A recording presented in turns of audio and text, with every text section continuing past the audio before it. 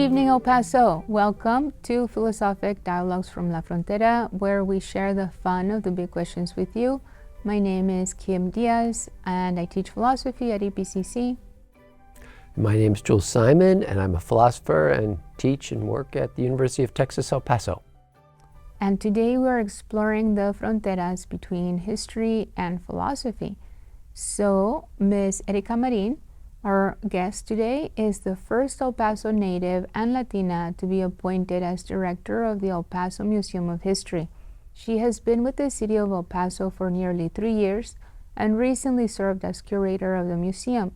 During her time at the museum, Marin had been a critical driver in developing community-driven exhibitions that celebrate cultural and civic contributions by more diverse communities, adhering to an ethos of, quote, nothing about community without community, end of quote. The approach, which resulted in exhibitions like Chicano Power, a force for change and progress in El Paso, and Low and Slow, Lowrider Culture on the border. She is also active in the community as an artist, focusing her creative work primarily on identity and memory. Thank you so much for being here today. Thank you for having me on the show. Oh, we're so pleased to have you. Thank you. I know, so generally philosophy is not my major, and I'm not well-versed necessarily, but I do know a little bit about history, and I'd love to share some thoughts that I've had as you sent me some questions that I thought were pretty thought-provoking, and hopefully we can disentangle what is history, right? Do you want to start with the first question? Yeah, well, that is the first question. And, one of the courses I regularly teach, and it's an area of research of mine, is philosophy of history. So I look at history and all the different ways that we make history, share history, and think about and practice exhibiting history, what we know about history, right?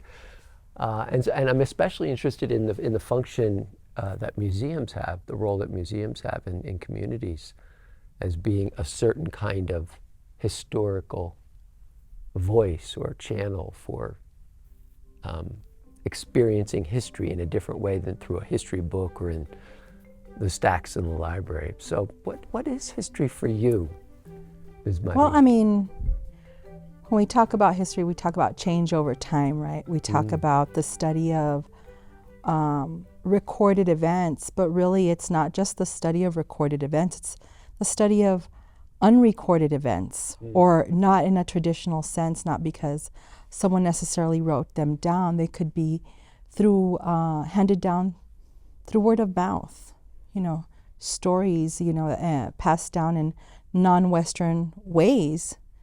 And I think that's kind of the direction in which the field itself is moving towards, right? Is this legitimization of these other ways of looking at history, rather than simply looking at what you think is like, that's a fact, this is what happened, and because I have this primary source that says this. Right, but looking a little beyond that and looking at the nuance of it. So for us at the museum, it's about looking at history that way as well, and then re-envisioning history in the round, in 3D. So whatever you read in a history book or in a paper that somebody writes, we take that and 3D. Mm-hmm. And of course, we always have writing attached to it. So, why? Well, I think the reason why I like that was a nice description of how you understand the role of museums in the round or 3D version. I think about it as a kind of embodied materiality or something like that. In history, there's a materiality to what happens in history, and museums are places where we collect the kind of historical artifacts or museum museum-worthy things, and sometimes they're not things that we would normally think, Like shoes. like shoes or or whatever. They are things, and some of them are not things. Some of them are also stories, Yeah. oral histories. So part of the work here, at least what we're trying and continuing to develop, is that it's great to share the material culture, right? It's great to share objects. It's great to share documents, 2D archives. But along with that, we want to hear a voice. And so if we can dig up old oral histories, or if we have fresh oral histories that the community participates in, that's really where it really enriches the narrative, whatever the topic may be. That's really what I think people connect to as well. Mm-hmm. Why is this important? Why is it important to study history? Well, I have a little note here. Of course, the cliched aphorism: "Those who cannot remember the past are condemned to repeat it." I mean, more to the point, what is it about that cliched phrase that resonates with us, right? Is there a pattern of repetition? I argue not necessarily. I don't 100% agree with that phrase, right? So it's something for us to discuss. I don't see history necessarily as a line of progression, and also not necessarily a pattern. I feel that we're in different places at different times. I think some things don't always change. I think sometimes they do. And sometimes there's a backlash to that change. So sometimes it's a lot of back and forth, but it's a little bit of a phenomenon. So I could not possibly say that if you do not know your history, you're doomed to repeat it. That's not necessarily the case. But people like to use that because it resonates. Somehow it resonates. It's telling you, maintain yourself informed. That way, hopefully we don't make mistakes that others have made, right? Yeah, I think the general prescription for that is that we should study our past because we can learn from it, right? Yeah. We can learn from it, and actually the kind of ethical implication is we can actually help make the world a better place, right? Sure. So by studying these different kinds of events, or these series of events, and better understand them, right? Then then perhaps we wouldn't return to the kinds of mistakes that we made in the past. Yes, true. And we have a new generation, and every generation kind of has its own ethos in a sense. They've learned something from, but it's a new thing, and then the next one's a new thing. So there's not a pattern, and people don't always remember or learn from the past. So then there's this exchange. It's like, oh, well, this happened, and this is happening just like it did in the Depression. I'm like, well, no, it's not, because we're at a different time, and there's different factors that influence events, that influence people, social mores, cultural expectations. Yeah, I want to hook into actually a comment that you made a few minutes ago, and that is a kind of a phenomenon. Yes. So museums as such, in the way they present history, is kind of like a phenomenon. So it's not necessarily, like you say, a literal progression of time or something like that, but actually museums, as they're situated like ours is, in the center of a community, of a city, right? It becomes a place where we can have an experience, right? And it's an especially particular kind of experience because it's very aesthetic. You can have hands-on stuff. It's very visual. As you said, it's a 3D sort of version of historical events, right? So that's one reason why I really like history. Is I'm teaching a course on aesthetics in the spring. Whoa. So, I've always been interested in museums for that reason, that they attract the public aesthetically to get interested in this or that, right? Correct. And I think that that's something that we fully embrace. One thing,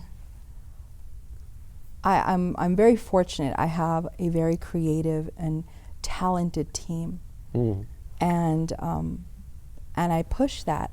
I'm like, let's be creative. Never lose a child's wonder. I want the audience to walk into each gallery and it's its own world. It's its own thing. And you're immersed in that world and in that experience. And you can come out and you're like, oh, what's that other little portal over here? And you walk in, but you can only do that if you give yourself that space. If you're willing to risk and be creative and just really go full force, and we do. We love what we do, and that's how we approach every exhibition. What's the feeling? What do we want to convey? You know, we are very much about the aesthetics of it. It sounds a little weird, but you know, because we do ultimately want to tell a story. We ultimately want to do justice to otherwise obscured narratives, right? That is the ultimate goal. But people are visual. And if you want people to connect, they have to connect through their eyes as well. And so that's really important to us. Yeah, there's actually a little data bit connected to that. So 70% of the perceptions that go on in our brain, in a fully functioning human anyway, comes through our vision. So it's where we do most of our processing, perceptually, right? Yeah.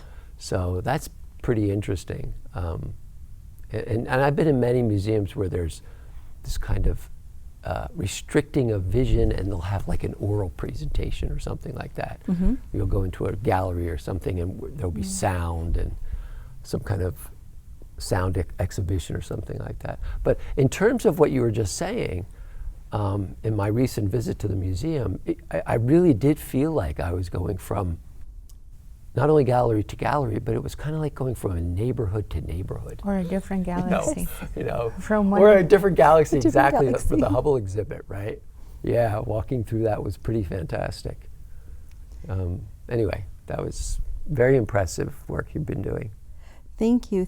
Yeah, it's it's also sometimes comes with its own set of challenges, right? Because how do you take a topic that's sad, that's tragic, depressing, but you still have to apply aesthetics. You still have to choose a color palette, choose design, choose all these elements that you know are important because you're developing this world. So it can feel a little macabre, I'm not going to lie. Sometimes when you're sitting there, I'm like, oh, we're talking about something really sad, and oh yes, I think this navy and this burgundy will look great. So it's a little weird, but it's part of what we do, and in the end, the idea is that when people go in, they embrace the story. Why did you choose to study and come to work with history and the way that you do? Okay, so two parts to that. So I went to school. I went to art school at New Mexico State, and I decided to take the more difficult kind of concentration, which is museum conservation. I figured, you know, as an artist, I'm an artist right now. I'm a little bit of a starving artist. I just left. This is my second career. I am, I'm trying to set myself up again, but I want to be viable for any opportunities for work. So I chose museum conservation, and coming out of that, I learned soon enough that wasn't going to be enough. I needed a master's as well. And in my own creative process and in my own practice, I realized that one of the things that I really enjoyed and what I liked to do was to look at history and kind of recover memory and identity. So history just felt like a very natural way to go, a very natural subject to follow. I'm like, I could use it for my art, and I could now have that master's where I can get a job in what I love to do. What do you think are the borders between history and philosophy? And that is the theme of the show now, the frontera between history and philosophy. Maybe you can go into the areas that you just mentioned, because they're very, coming from phenomenology, the issues of memory and stability of identity over time is, they're like close to my intellectual heart, right? Of course, of course. So maybe you could talk about some of that. So I'm figuring if philosophy is a study of the theoretical basis of any particular branch of knowledge or experience, then history is the study of the outcome of thought as put into action. We're studying the outcome of thought. Because thought is the motivator, right? Right. So whatever it is, whatever your philosophy is, that motivates action. And then there's of course cause and effect. So we're studying what are the effects, what happened, what are the events. And for example, critical race theory, right? So if we're looking at critical race theory, it's based on the idea that these things happened and that we need to not negate, but legitimate and recognize past wrongs and past inequities, and right them by continuing to explore and to educate. So within the museum realm, how do we do that? Well, I think that one of the ways that we do that is that we not only look at the events, but we try to take the nuance of the events and not just and say, for example, okay, so yes, I have this primary source about Don Juan de Oñate, discovering this lush green belt here in the Southwest. But what were the further, and he's describing it in his diaries, but he has that privilege of platform that he recorded this information. What's behind that? Who are the other voices that are missing from that moment, right? So we try to look at artifacts that we find, even if they're archaeological, perhaps there's indigenous artifacts that can tell us a little bit about what life was like, really, and not just share one point of view. I think that's super interesting. I like your answer of It's the connection. Well, and it's along the lines philosophically of a kind of postmodern approach to understanding history, which has usually been dominated by, as you can guess, master narratives, right? So if you're looking for forgotten voices and presenting objects or artifacts that will help tell a different story alongside of the master narrative, like the colonizer's narrative. The Western tradition. Oh, like the Western tradition, right? What is the Western tradition? Because I guess some of us take that for granted, because how would you characterize the Western tradition? I think you may be familiar with this, but the idea of the museum, well, it's hundreds of years old, but really the start of that idea was this whole idea of the Cabinet of Curiosities, as we've read, and it was basically wealthy European men traveling to all the parts of the world and bringing back something fascinating and saving it for other people to see and to, so the whole voyeuristic kind of Orientalist lens. I read an article in my newsfeed this morning about the British Museum. Yes. Did you read that one? No, I did not read it, but I can. You were describing exactly what they did, right? And how much of the artifacts have had to be returned taken back to the and original resistance countries. to returning them because they had this place, that they're claiming. is the history of the world or something like that. Yes, and that somehow they're the best stewards for these objects. Right, yeah. So I think that that's the Western approach to museology, is we're going to conserve this, we're going to show this so that we can educate the population about what the rest of the world is like, or to share the beauty of art with everyone, and so we have these holdings, right? So one of the ways of breaking that is, of course, and one of the best ways to do that is to actually repatriate.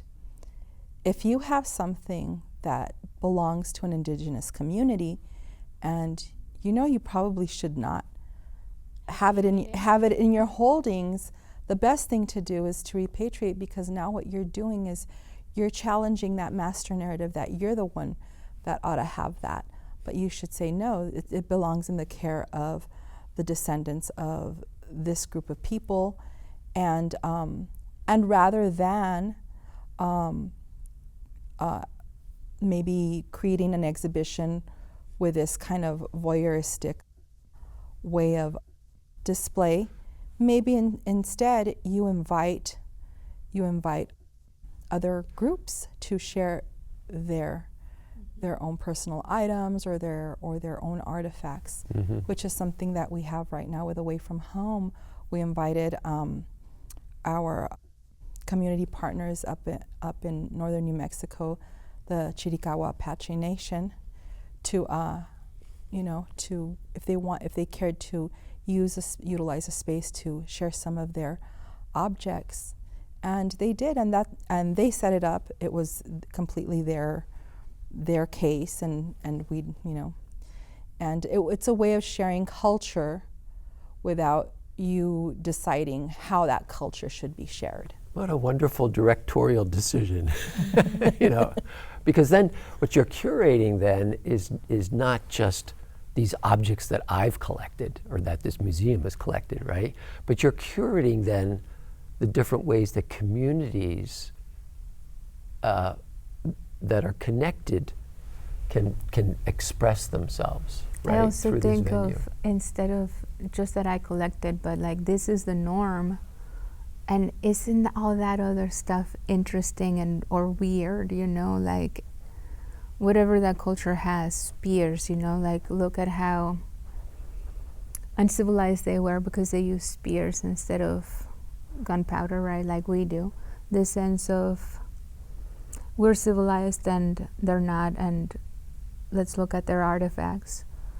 Instead, it's let's host you to share. Yes. In that vein, for example, with the Lowrider exhibition that we had a few years back, that was another thing. We contacted the community. We said, we're really interested in exploring this topic. We'd love to open up the space and invite you to share your stories, your objects, and that sort of thing. And it would not have happened without the community. They were willing, and they showed their objects. I didn't make the decision I just gave them spaces. I'm like, here's the space for you, here's this. And they set up, just as they would at any car show, at any, anything. They set up their pieces the way they wanted to, because it's not for us to decide, oh, you know what, I don't like that, that's not aesthetic, or what. That was respecting kind of those boundaries, that's how they show, and that's their pride, and it all came together, and it was beautiful. So yeah. And the work that you're doing goes straight into this question. The question is, can we trust historical accounts? And I have a sense that I know what you're going to say. For instance, the history of the American continent, as we've mentioned here, is told very differently by Europeans than the indigenous people, right, of Africa or the Americas. So can we trust historical accounts? I guess can we trust the mainstream, the Western narrative? We can trust that the historical record is biased, and as such, primary sources come with bias.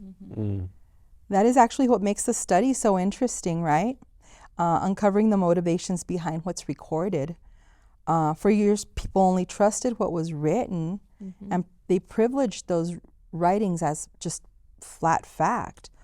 But I guess we've discovered over the latter half of the 20th and 21st century that there's no absolutes. So looking at it that way, in the sense that there's bias. Yeah. What the question gets at also is that history's tied up with our political sorts of identities and the political control that we have over the way people's lives are led. Yes. Right?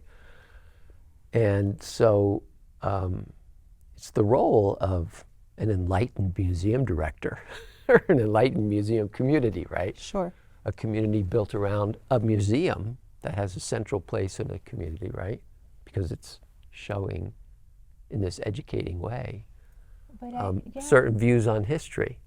And in a way, I just want to say also, now, of course, now we know that they were biased, but I can see how 500 years ago, or 400 years ago, or even 100 years ago, when the voices of the people who didn't get to write the oral histories, they were dismissed as we cannot trust. Now we're distrustful of the authoritative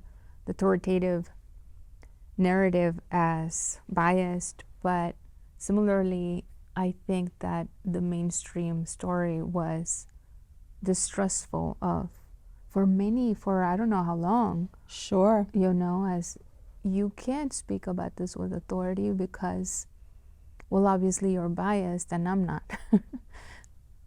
I know facts versus you don't. You don't. Or you are too caught up in the subjective. You're too emotional about it. So how can we trust you?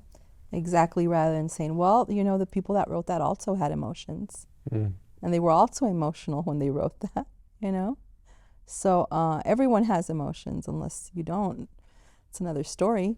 But I think in our case now we're also starting to look at the fact that there's narratives that are handed down word of mouth, that indigenous communities share their own stories the way they see them, and we're now, I feel, at a place where we're beginning to share more and more what those stories are, and kind of setting, enriching the whole narrative, rather than just blanket deciding that what was written in history books is exactly what's going on. I have some more thoughts about that, but I want to move on to the next one. The next one is, can a historian ever be objective? Because the Western narrative claims objectivity. Fairness. These are the values of fairness, not bias, objective. Being who I am and coming from where I come from, I don't think that's the case, but that is still the main value, like in my class, in my ethics class, some of my students were talking about what is the protocol when somebody comes into the ER? Who do you address first? And the value is, well, you need to be fair, and whoever comes first, or whoever is the most serious injury, right, in order to be fair. And then, of course, we problematize it by saying, well, what if it's your sister that shows up? Like, are you still going to be... You're going to put her at the end of the line? Yeah. What is the right thing to do? Because if your mom shows up, and you tell her, just gotta wait your turn, there's a sense in which that's wrong. But if you if you take your mom first and you tell everybody else to wait, there's a sense in which that's wrong also, right? So Sure. anyway, I went on a tangent there, but why is being objective? Do we want to be objective? So the whole question, I went on a long tangent. Can a historian ever be objective? Because they claim to be. And is that a good thing, even? I don't believe there's such thing as objectivity. I don't believe anyone can be objective. I do feel that people come with inherent bias. So this idea of, and I've heard it because I've heard it even when I was in graduate school, we'd get that student, the new cohort or whoever who would come in. I'm like, well, I want to, I'm interested in World War II, but I'm gonna remain objective. I want to do objective history. I don't want to do this. I don't want to do this with a political slant. I want to be objective. And honestly, if I'm going to answer, that's just hubris. That for some reason your perspective is the objective one, but everyone else is not. So it's not true. It's not true. There's no way. There's just no way. Mm-hmm. Because we're informed by what's happened to us in our lives, our traumas, our joys, everything, our values as we were raised, So there's just no way. I want to address the ambiguities and complexities in that in this issue, right? Because what we want, it seems as though there's one way of saying that we can challenge those claims to have the one-way objective view of understanding history and how we experience what we have in the world. But on the other hand, we do want museums and the way we teach history to have some responsibility towards truth, that these people truly were persecuted as opposed to being, converted to a better way of life or something like that, right? So, there's an ethical issue there. And because there is a kind of underlying truth claim that's being made, right? Because the way you present, say, the Indian schooling exhibit, the current exhibit there's a big ethical issue involved in how some people at that time thought that this was the true way to do things, right? But it was really hurting people.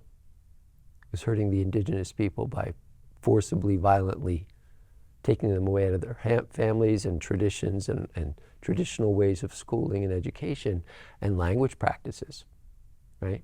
Of course. So there is a kind of objectivity that we want history to give us, right?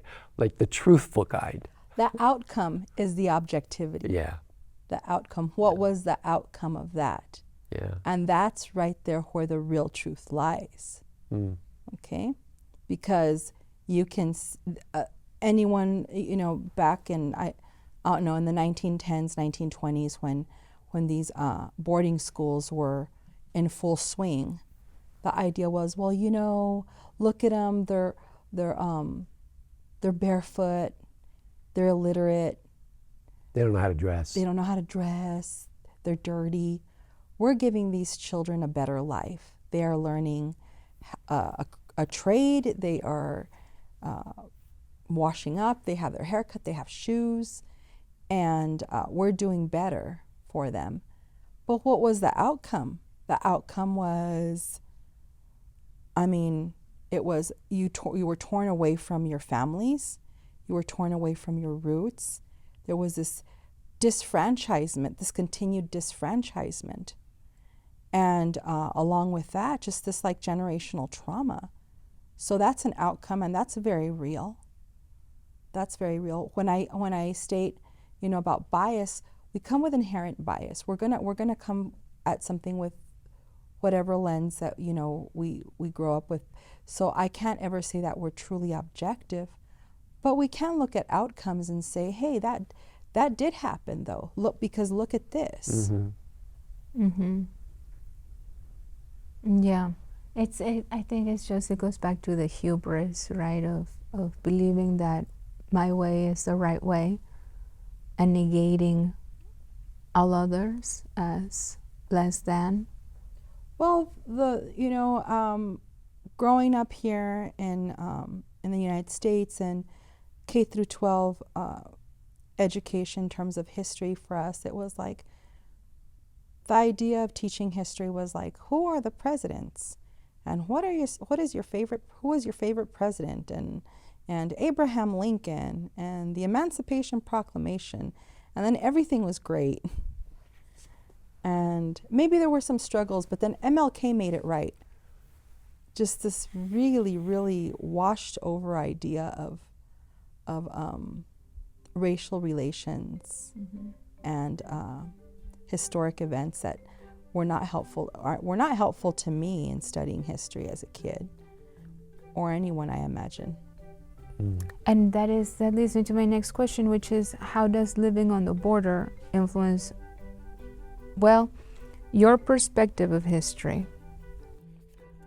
One of the things is that we have a unique lens right here on the border, as any other place, we do have a unique lens in the whole picture of global history. We have this nation-state imposed border. We have, of course, multiple cultures,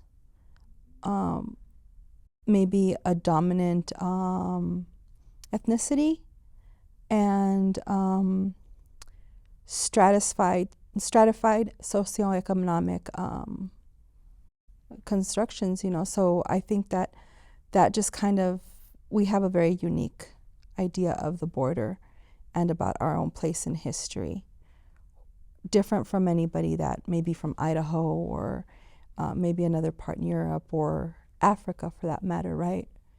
As we experience it. Mm-hmm. I think that being here on the border, I mean, I could be wrong about this, but it feels to me that being here, it's easier for us to be critical of that narrative, precisely because we straddle two cultures, not just one, and the stories sometimes clash about who the hero is. And so to me it's easier to be critical of the mainstream when it's here on the border. It's more palpable that not everything is so beautiful and wonderful the way that the history books portray it.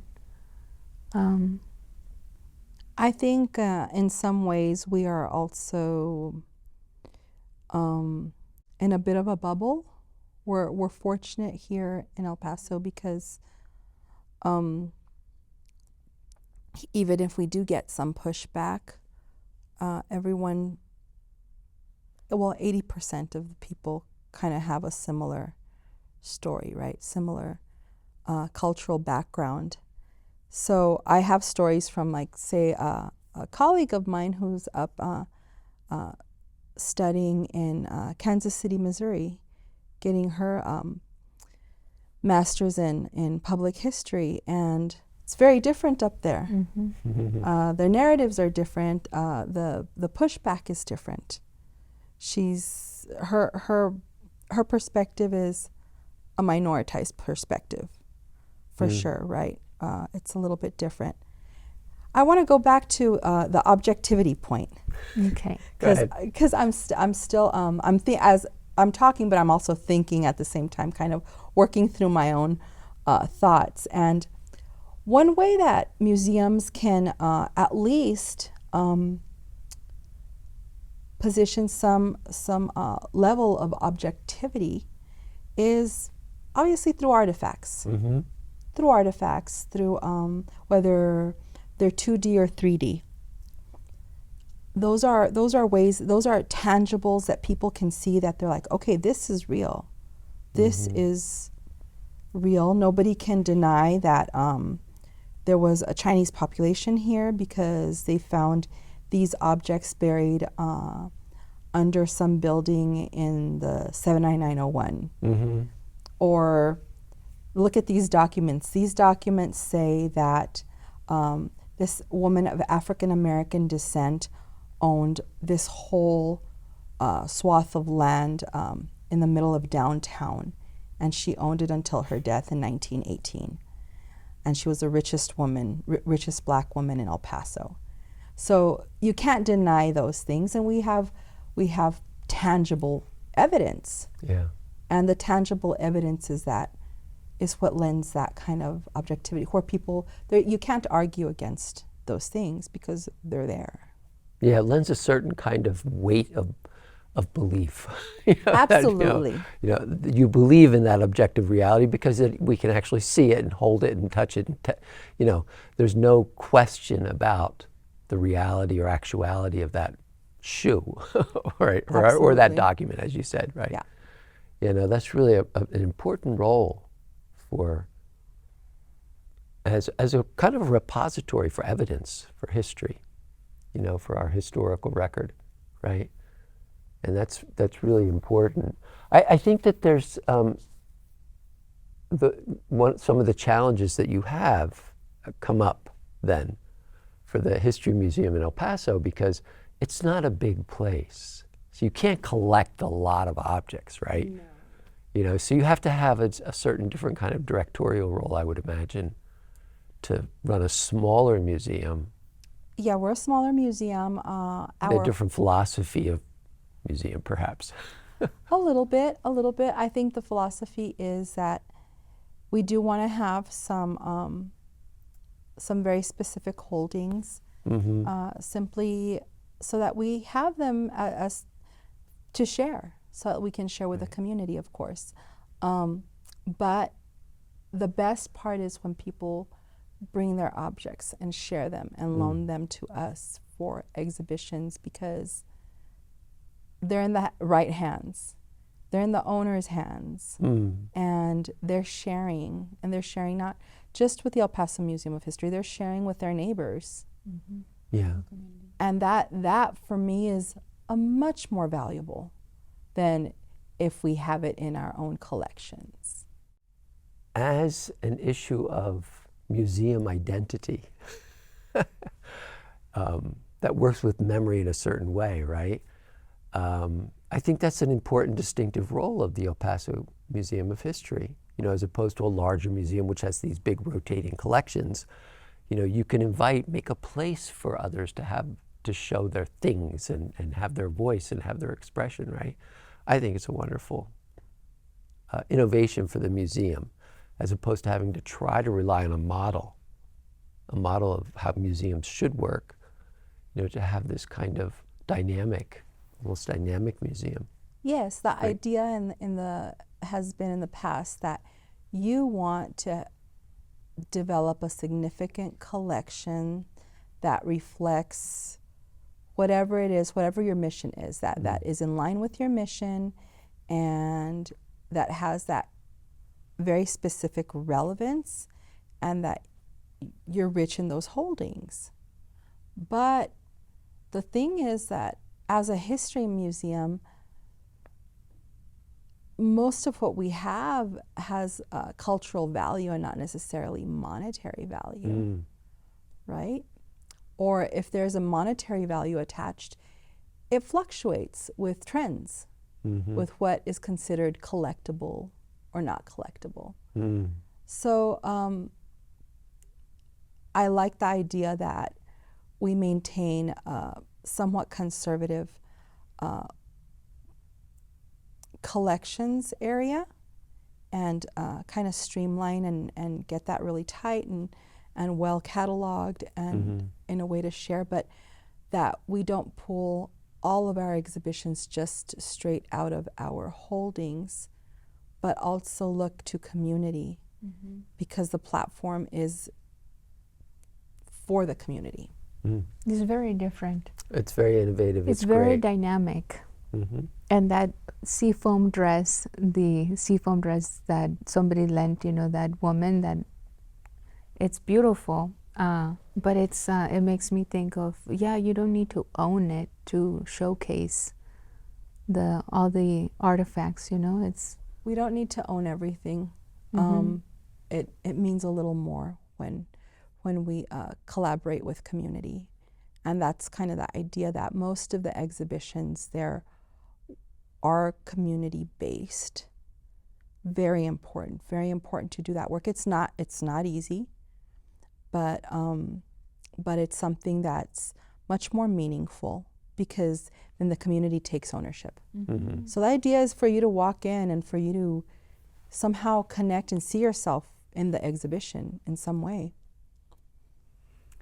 How do you think, I'm going to go back to these questions, for minorities and women, of which, you know, here in El Paso,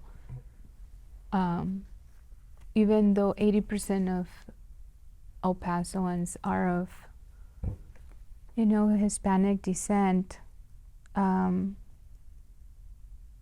so within El Paso we're not a minority, but within the rest of the U.S. we are. I think that the El Paso Museum of History is doing something different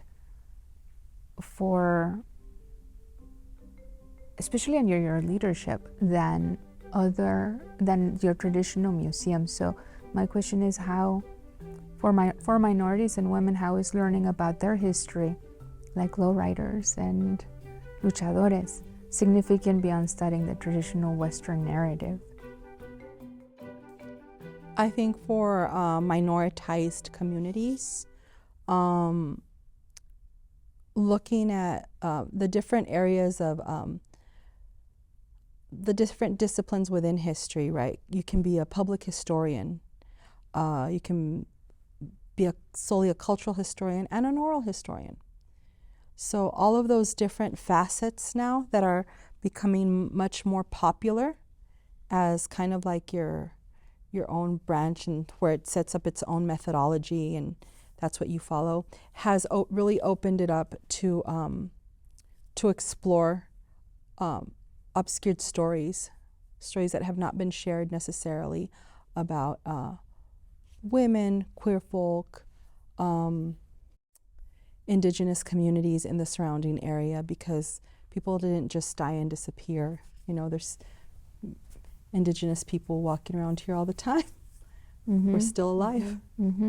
So I think those parts of those aspects of the discipline have really helped to kind of push to the forefront those otherwise ignored stories, those that kind of rub against the grain of this master narrative, for sure.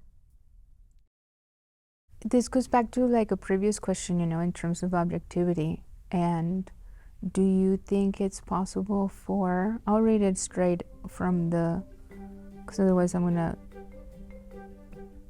make it more wordy than it needs to be. Can people of color learn about their history from white people? What does history tell us about this? Sure. I learned from Howard Zinn. I learned from Marshall E. Weisiger and Shifra Goldman. I learned from them. You know, if it weren't for Zinn, you know, a lot of people might not understand history as more and more are coming to learn. Shifra Goldman, for me, in art history, you know, she's incredibly influential in both my writing and scholarship and just in the way I see art now. The next question is, what is your favorite historical period or peoples that you like to study, or events in history that you like to study, and why do you like them? I like cultural history. I like popular cultural history. I love to explore things like lucha libre, like lowriders, pachucos and pachucas, music along the borderlands, all of it, anything that has to do with our culture and our influence, you know. And so for me, that's the most fascinating. And art history, of course, I love art history. But anything pertaining, more than anything pertaining to these borderlands specifically. Environmental history is also incredibly fascinating. Why are you attracted to the border? I grew up here. This is my place. This is my place. Sometimes people ask, well, don't you want to work somewhere else, maybe in a larger institution in another city? And my answer is, that's not my home. That's not my community. You do your work in your community. Why? Because that's my walk in social justice. Mm-hmm. Uh-huh. Well, that was a great answer. It comes back to that kind of underlying ethical issue that museums have this important function, educational function in a community, that it allows. Well, and I want to come back to these kinds of comparisons too. I mean, at the El Paso History Museum is a lot different than the British Museum of History, you know, and there's a different history going on. And so the work you're doing really does, it doesn't mimic that kind of work that's going on there. It's kind of like yourself, homegrown, you know, the museum itself, right? As it should be. The way that, yeah, well, you're showcasing things with pride. Yeah. Instead of curiosity. You know, instead of like, isn't that interesting? Look at those people and how they dress. Yeah. As, isn't it awesome that our people have this fashion and this customs? Or This is who we are. Mm-hmm. I want to share this. So I'm going to come back to the philosophy history issue again, because, you know, the embodied experience, right, of walking through the museum and how you set it up or how it's been set up, you and your curator and your team.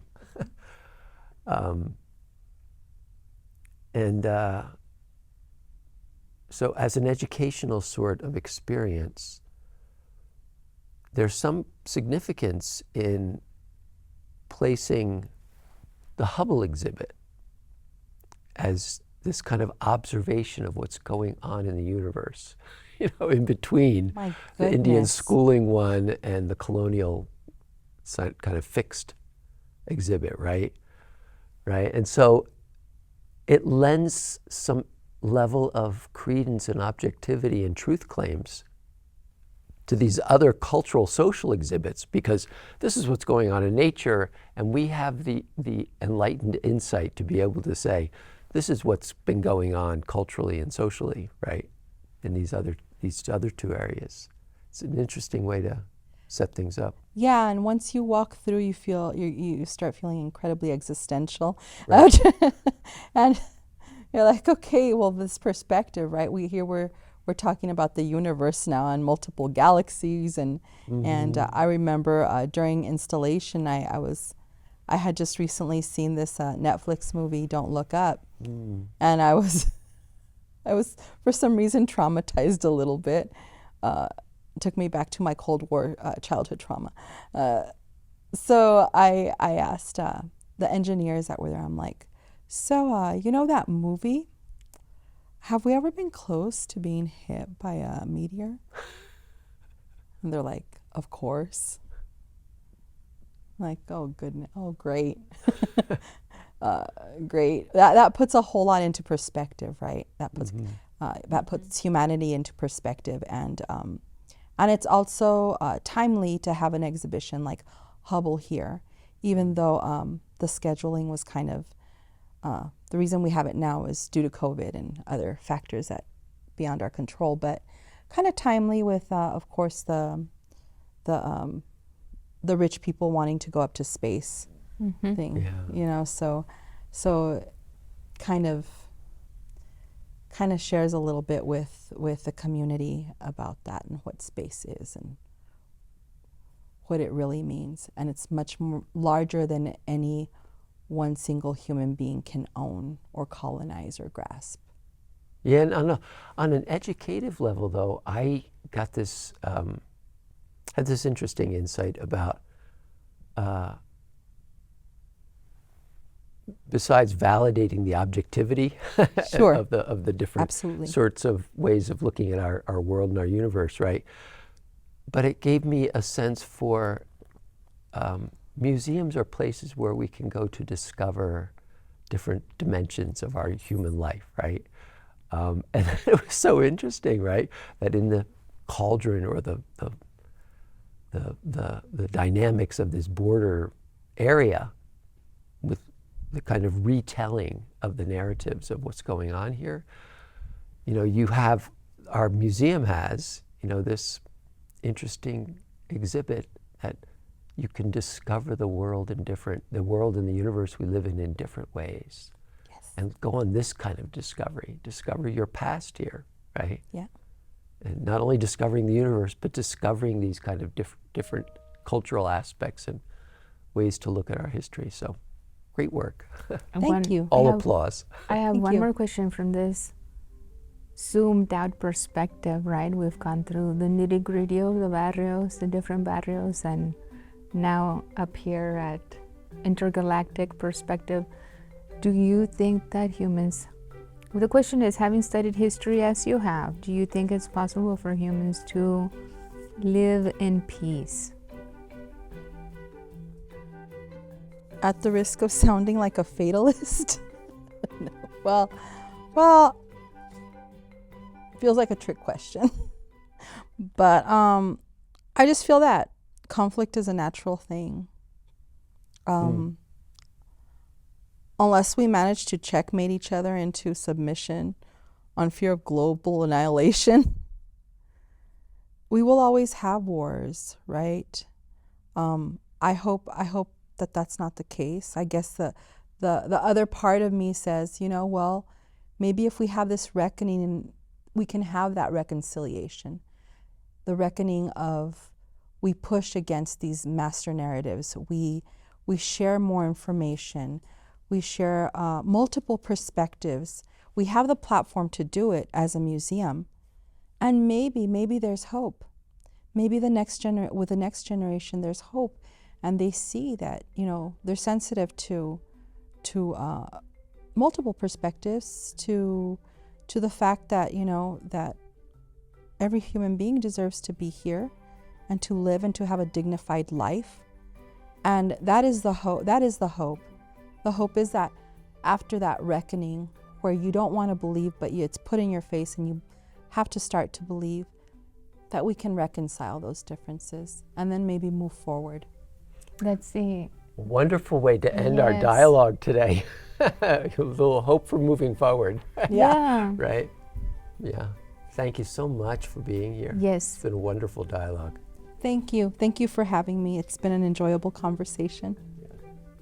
And thank you to our team, our viewers. This has been Philosophic Dialogues from La Frontera.